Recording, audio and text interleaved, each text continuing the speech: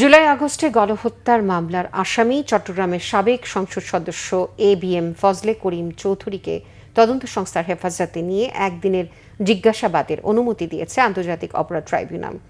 আর এই মামলার অপর আসামি যুবলীগ নেতা মোহাম্মদ ফিরোজকে গ্রেফতার দেখিয়ে কারাগারে পাঠানো হয়েছে। প্রসিকিউশনের আবেদনে ট্রাইব্যুনালের চেয়ারম্যান বিচারপতি গোলাম মুর্তজা মজুমদারের নেতৃত্বাধীন 3 সদস্যের বেঞ্চ এই আদেশ দেয়।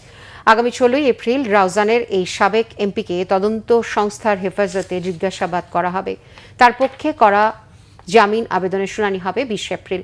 শুনানিতে অপর আসামি যুবলীগ নেতা ফিরোজ সম্পর্কে প্রসিকিউশন বলেন, জুলাই আন্দোলনে চট্টগ্রামে আওয়ামী লীগ, যুবলীগ, ছাত্রলীগের কর্মীরা ছাত্রদের উপর গুলি চালায়।